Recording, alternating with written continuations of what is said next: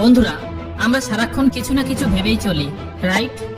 কিন্তু কখনো কি ভেবে দেখেছেন আমাদের এই পৃথিবীর অভ্যন্তরে অর্থাৎ মাটির গভীরে কি আছে? কখনো সেই গভীরতা পর্যন্ত গর্ত খুঁড়লে কি বেরোতে পারে তা কি ভেবেছেন? আসলে প্রশ্ন একটাই যে পৃথিবীর একদম কেন্দ্র পর্যন্ত গর্ত খোঁড়া কি সম্ভব? এর উত্তর হলো না, সম্ভব নয়। আসলে এই গর্ত খোঁড়ার কাজ যতটা সহজ মনে হচ্ছে ঠিক ততটাই কঠিন। তাই এখনো পর্যন্ত পৃথিবীতে এমন কোনো গর্ত খোঁড়া যায়নি যেখান থেকে জানা যাবে নিচে কি আছে। আর এরকম কোনো গর্ত বাস্তবে খোঁড়া সম্ভব নয়। এর জন্য অনেকেই চেষ্টা করেছেন কিন্তু কেউ সফল হননি। তবে এর ফলে বহু তথ্য পাওয়া গেছে যা শুনলে আপনি অবাক হতে বাধ্য হবেন। তাই আজ আমাদের ভিডিওটি পৃথিবীর সবথেকে গভীরতম গর্ত সম্পর্কে। চলুন জেনে নেওয়া যাক মাটির নিচের কিছু অবাক করা তথ্য সম্পর্কে।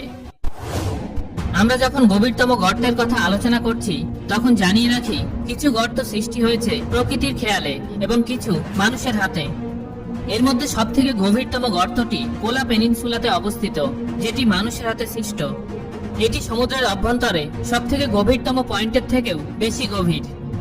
আমরা সকলেই জানি যে সমুদ্র অনেক গভীর হয়ে থাকে এবং সমুদ্রের নিচে মানুষের খুঁজে পাওয়া গভীরতম স্থানটি হল প্রশান্ত মহাসাগরের মারিয়ানা খাত। এটি সমুদ্রপৃষ্ঠ থেকে 10,994 মিটার নিচে অবস্থিত। কিন্তু পৃথিবীর সবথেকে গভীরতম গর্তটি সমুদ্রপৃষ্ঠ থেকে 12,262 মিটার নিচে অবস্থিত।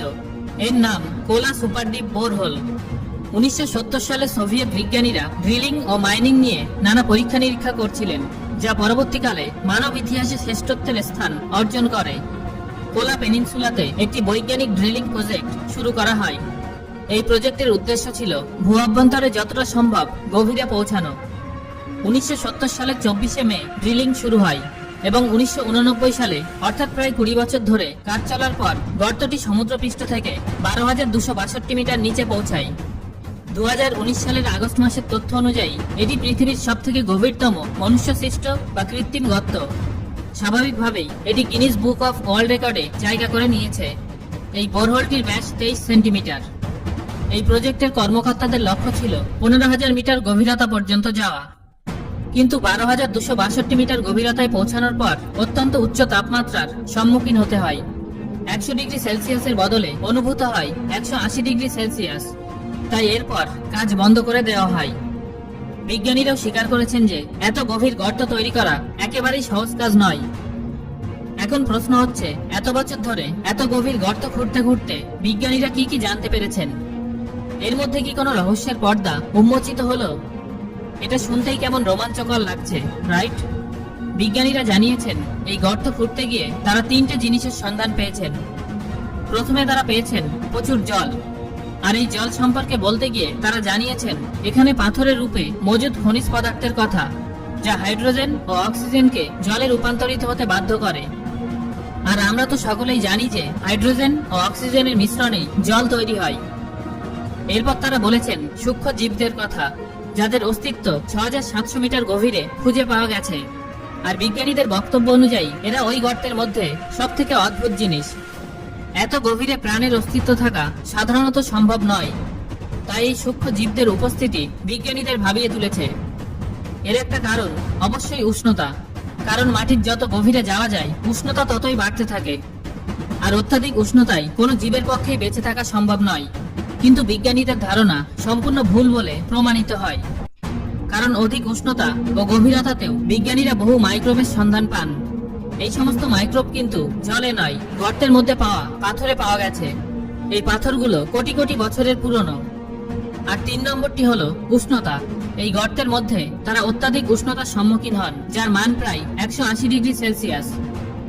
পৃথিবীর কেন্দ্রের কাছাকাছি পৌঁছানো ছিল বিজ্ঞানীদের উদ্দেশ্য, কিন্তু এত বছর ধরে খনন করার পরও পৃথিবীর মাত্র 0.2% গভীরে পৌঁছানো সম্ভব হয়। আরেকটি অপ্রত্যাশিত জিনিস হলো গ্যাস। বিজ্ঞানীরা গর্তের মধ্যে গ্যাসের উপস্থিতির কথা চিন্তা করেননি, কিন্তু গর্তের মধ্যে হিলিয়াম, হাইড্রোজেন, নাইট্রোজেন ও কার্বন ডাই অক্সাইডের সন্ধান পাওয়া যায়। এছাড়া ওই গর্তের মধ্যে আরো বিচিত্র জিনিসের সন্ধান পাওয়া যায়, কিন্তু হঠাৎ ওই গর্তটি বন্ধ করে দেওয়া হয়। অবশ্য গর্তটি বন্ধ করার পিছনে অনেক কারণের কথা জানা গেছে, যার মধ্যে এক অন্যতম কারণ হলো অত্যাধিক উষ্ণতা। এর মধ্যে কাজ করা বিজ্ঞানীদের বিপজ্জনক বলে মনে হয়েছিল। দ্বিতীয় কারণ হলো পাথরের ঘনত্ব। গর্তের যত গভীরে যাওয়া হচ্ছিল, পাথরের ঘনত্ব তত বাড়ছিল, ফলে ড্রিল করার কাজটি অত্যন্ত অসুবিধাজনক হয়ে পড়ে। প্রাথমিকভাবে বৈজ্ঞানিকদের লক্ষ্য ছিল 15 কিলোমিটার। তাই তারা ভেবেও নিয়েছিলেন এত গভীরতায় ড্রিল করতে গেলে উষ্ণতা হবে প্রায় 350 ডিগ্রি সেলসিয়াস, আর এই তাপমাত্রায় কোনো ড্রিল কাজ করবে না। তাই 2006 সালে এই প্রজেক্টটি সম্পূর্ণভাবে বন্ধ করে দেওয়া হয়। এর সাথে ড্রিলিং এর জন্য প্রয়োজনীয় সমস্ত উপকরণগুলিকেও নষ্ট করে দেওয়া হয়, আর এই সাইটটিকে 2008 সালে পুরোপুরি সিল করে দেওয়া হয়। আপনাদের জানিয়ে রাখি, পৃথিবীর সবথেকে গভীরতম অঞ্চলে পৌঁছানোর চেষ্টা এখনো পর্যন্ত বহু দেশই করেছে, যার মধ্যে আমেরিকা, জার্মানি ও রাশিয়ার নাম রয়েছে। 15 কিলোমিটার পর্যন্ত খনন করার এই উদ্দেশ্য কোনোদিনই সফল হবে না, কিন্তু যতদূর সম্ভব হয়েছে ততদূর পর্যন্ত খুঁড়েই এই সমস্ত দেশগুলো বহু রহস্যের সন্ধান পেয়েছে, যা অনেকেই জানেন না। কোলা সুপারডিপ বোরহোলের একটি আশ্চর্যজনক তথ্য হলো এটি বন্ধ করতে অনেক শক্তি প্রয়োগ করতে হয়েছিল। এই জায়গাটি এখন পুরোপুরিভাবে বন্ধ, এখন কোনো ব্যক্তি এখানে প্রবেশ করতে পারেন না। গর্তটি বন্ধ করার সাথে সাথে এটি সম্পূর্ণভাবে সিল করে দেওয়া হয়, যাতে অন্য কেউ এই প্রজেক্টটি পুনরায় আর শুরু করতে না পারেন। বন্ধুরা, এখনো পর্যন্ত আপনারা কোলা সুপারডিপ বোরহোল সম্পর্কে ততটাই জানতে পারলেন যতটা সরকার জনতাকে জানিয়েছে, কিন্তু এর পিছনে আলাদা রহস্য রয়েছে। বিজ্ঞানীরা এই প্রজেক্ট বন্ধ করার পিছনে যে কারণ দেখিয়েছেন তা হলো অত্যাধিক উষ্ণতা, কিন্তু এই প্রজেক্টটি বন্ধ করার পিছনে আরো কিছু কারণ আছে যা সাধারণ মানুষকে জানতে দেওয়া হয়নি। বহু মানুষের কথা অনুযায়ী এত গভীর গর্ত খুঁড়তে খুঁড়তে বৈজ্ঞানিকরা নরকের সন্ধান পান। সেখান থেকে মানুষের আর্তনাদ ও নানান ভয়ঙ্কর আওয়াজ পাওয়া যায়। বৈজ্ঞানিকরা এ কারণে ভয় পেয়ে গর্তটি বন্ধ করে দেন বলেই তাদের ধারণা। তারা ভেবেছিলেন গর্তটি হয়তো শেষ পর্যন্ত নরকে গিয়ে পৌঁছাবে। রাশিয়ার বিজ্ঞানীরা কোলা সুপারডিপ বোরহোল খননের সময় ড্রিলিং মেশিনের সঙ্গে মাইক্রোফোন যুক্ত করে রেখেছিলেন, যাতে পৃথিবীর অভ্যন্তরের আওয়াজ সম্পর্কে একটা ধারণা পাওয়া যায়।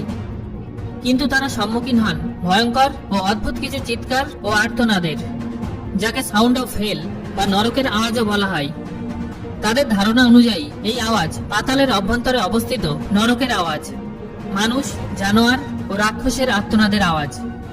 এই অদ্ভুত আওয়াজ থেকে মনে হয় কেউ যেন মানুষের উপর অত্যাচার করছে, কিন্তু বেশিরভাগ বৈজ্ঞানিকই এই অতিপ্রাকৃতিক তথ্যকে ফুৎকারে উড়িয়ে দিয়েছেন।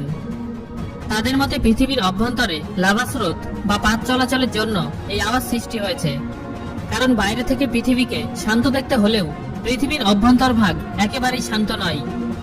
পৃথিবীর অভ্যন্তরে সর্বক্ষণ ম্যাগমা বা লাভাক্ষরণ হচ্ছে, হতে পারে এটা তারই আওয়াজ, কিন্তু খুব সহজে এই যুক্তি মেনে নেওয়া সম্ভব নয়, কারণ ওই রেকর্ডটি শুনলে মনেই হয় না ওটা প্লেট চলাচল বা লাভা স্রোতের কারণে হচ্ছে।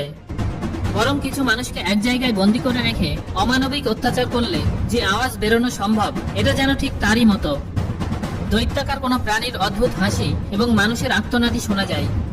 আসুন আপনাদেরও শোনাই সেই ভয়ঙ্কর আওয়াজটি।